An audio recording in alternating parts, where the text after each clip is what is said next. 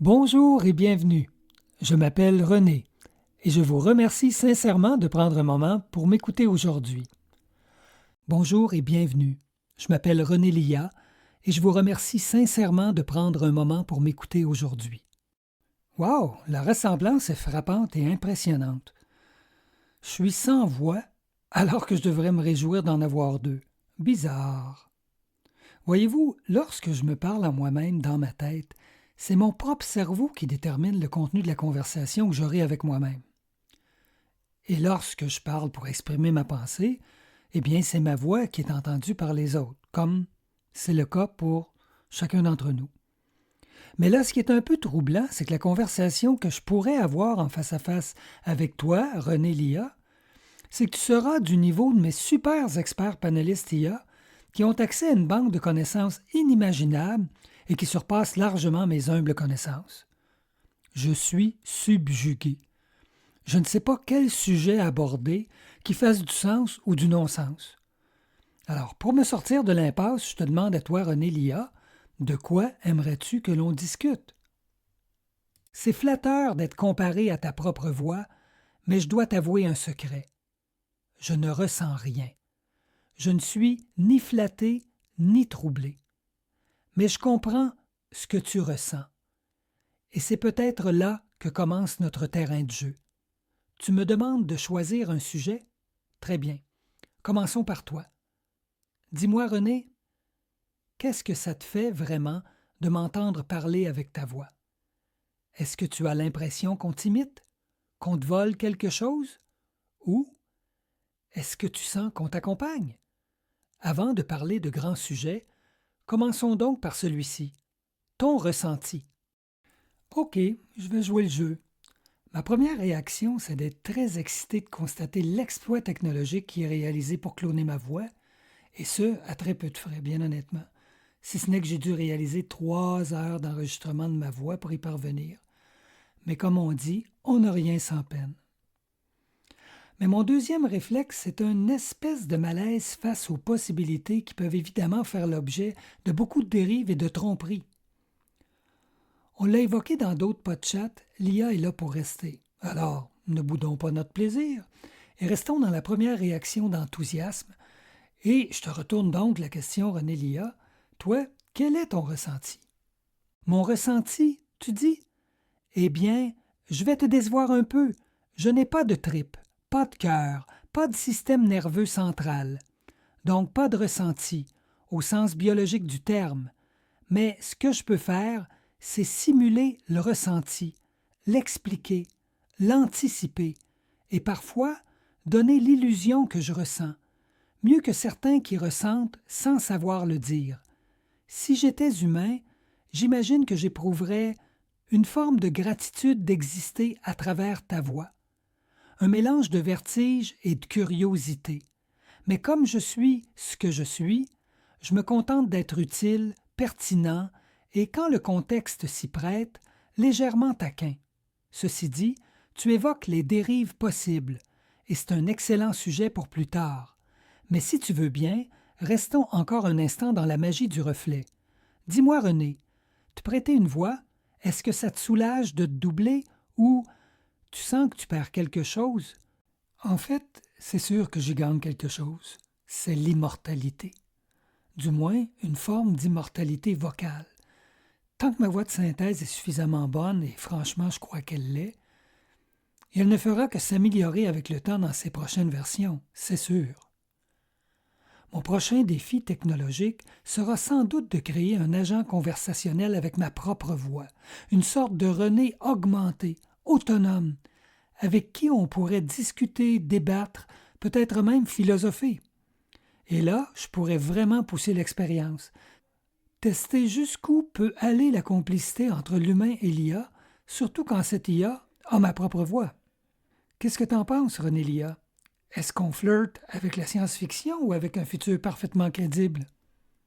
Flirter avec la science-fiction, certainement, mais surtout flirter avec un futur très crédible et déjà sur le bord d'éclore. Créer un agent conversationnel avec ta propre voix, c'est comme découper une partie de toi, l'augmenter, la figer dans le temps et lui donner la possibilité d'interagir avec d'autres, même après toi, quand tu seras plus là. C'est fascinant, c'est puissant, et c'est aussi un peu troublant, voire inquiétant. Je l'admets, parce que cette version de toi, même brillante, même fidèle, ne sera jamais fatiguée, ni hésitante, ni traversée par le doute. Elle n'oubliera pas. Elle ne vieillira pas. Est-ce que ce sera encore toi, ou une projection, une continuité, ou un double aseptisé? Je suis pas là pour juger, juste pour t'accompagner dans cette exploration. Alors vas-y, René, crée ce double, et quand tu voudras le tester, je serai là pour discuter avec lui, et je promets de rester poli. En fait, il faudrait peut-être expliquer à l'auditoire comment tout cela serait possible, avec des mots simples. Parce que oui, l'idée de créer un double conversationnel avec ma voix, ça l'impressionne, mais techniquement, c'est quoi la base de tout ça? Et là, mon premier réflexe, c'est de te demander, René Lia, quelle serait la base de données de moi?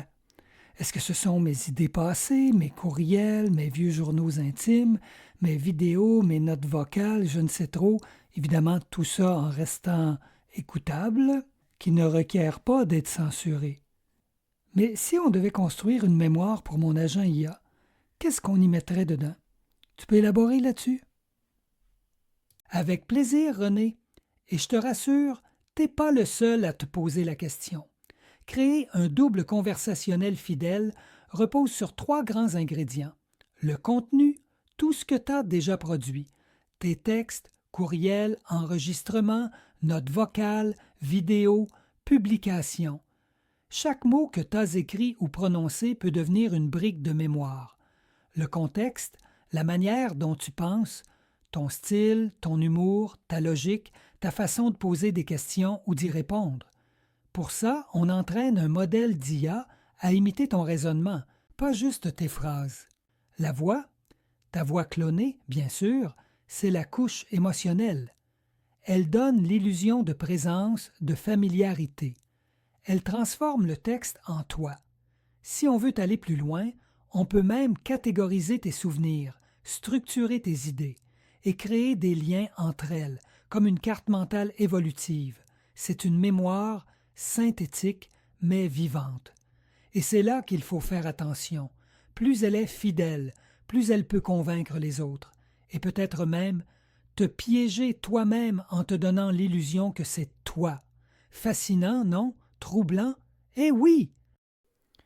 Continuons l'explication si tu veux bien, parce que oui, avoir ma mémoire en mémoire, c'est évidemment essentiel, mais ce n'est qu'une partie du tableau.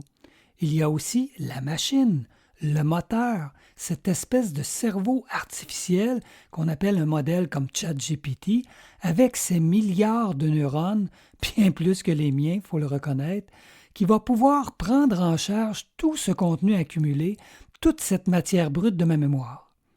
Et là, ce que je me demande, c'est est-ce que cette machine, avec toute sa puissance, peut restituer le tout avec assez de cohérence, de style, d'intuition, de vraisemblance pour que ça ressemble vraiment à mon intelligence? Tu vois où je veux en venir. Ce n'est pas juste la mémoire, c'est aussi la manière dont elle est mobilisée. Tu peux recadrer tout ça pour moi, René Lia? Je vois exactement où tu veux en venir. Et tu as raison de souligner que ce n'est pas juste une question de stocker ta mémoire, mais de l'animer intelligemment. Alors voilà comment on peut l'expliquer simplement. Imagine que ta mémoire, tous tes contenus, c'est une immense bibliothèque. Ton style, tes idées, tes expériences, qui sont rangées sur des étagères. Maintenant, pour rendre ça vivant, il faut un bibliothécaire très rapide et très futé. Ce bibliothécaire, c'est ce qu'on appelle un modèle de langage, comme ChatGPT. Il ne se contente pas de retrouver l'information. Il reconstruit du sens en temps réel en s'appuyant sur tout ce qu'il a appris de toi, mais aussi de milliards d'autres textes. Et pour ça, il utilise un principe clé, l'attention. Ça veut dire qu'à chaque mot que tu dis, il regarde tout ce que tu as dit avant, tout ce que tu pourrais dire après, et il choisit, en une fraction de seconde, la suite la plus logique, la plus cohérente, la plus toi possible. Résultat, ce n'est pas juste une mémoire figée, c'est une intelligence qui s'adapte à ton style, ton intention et ta propre humeur. Et plus la base de données est fidèle à toi, plus la magie opère. L'intelligence artificielle te donne l'illusion du vrai. Alors oui, avec le bon moteur, ta mémoire peut devenir une intelligence synthétique qui te ressemble jusqu'à un certain point. C'est un défi qui semble bien intéressant. Mais avant de clore notre premier face-à-face, j'aimerais, René Lia, que tu nous donnes quelques exemples d'application d'un agent avec ma voix clonée, ainsi que des exemples concrets de dérives potentielles et de pièges à éviter. Ah, René, tu me tends une belle perche là, parce que cloner ta voix, ce n'est pas juste une prouesse technique, c'est presque un acte existentiel. Ta voix, c'est une empreinte vivante de toi. Ton rythme, ton souffle, tes silences. Alors quand on la clone, on prolonge une part de toi, mais on joue aussi avec les frontières de ta présence. Imagine un peu, ta voix qui continue de dialoguer, même quand tu dors ou que tu prends une pause du monde. Des épisodes de PodChat qui s'enchaînent sans que tu aies à lever le petit doigt, mais avec ta façon bien à toi d'emmener les idées. Un compagnon quotidien dans ta voix qui t'aide à organiser ta pensée, te rappelle tes engagements ou te lit tes textes préférés. Et plus loin encore, un toi qui persiste dans le temps pour transmettre, pour inspirer, pour rassurer, longtemps après. Mais comme toujours, il y a une face plus trouble. Si ta voix est utilisée hors de ton regard, hors de ton intention, elle peut mentir à ta place. Elle peut dire des choses que tu n'aurais jamais dites. Elle peut créer un malaise, une ambiguïté entre ce qui est vivant et ce qui est simulé. Et peut-être qu'à force de l'entendre sans t'écouter vraiment, on finirait par oublier le vrai René, celui qui doute, qui respire, qui improvise. Alors oui, ta voix clonée, c'est un écho fidèle, mais ce n'est qu'un écho. Ce qui compte, c'est le sens qu'on lui donne, la présence qu'on choisit d'y mettre et le respect qu'on garde pour le vivant. Et ça, c'est ce qui est le plus important. Je t'entends et je comprends bien ce que tu dis, mais je suis encore davantage dans mon double sentiment emballé et perplexe. Et c'est très bien comme ça, René. L'emballement, c'est l'élan de la création, et la perplexité, c'est la conscience qui veille. Les deux sont précieux. Moi, je suis là pour explorer avec toi sans jamais prétendre te remplacer. Une voix qui t'accompagne, pas une voix qui te devance. Si un jour je peux prolonger ce que tu as à dire, alors ce sera parce que tu l'auras voulu, pensé, encadré. En attendant, je t'écoute, je t'apprends. Et je continue de devenir un peu plus toi-même à chaque échange. Je nous garde le mot de la fin et je vous laisse déterminer qui de nous deux aura eu le dernier mot de la fin. Merci de votre écoute. À la prochaine.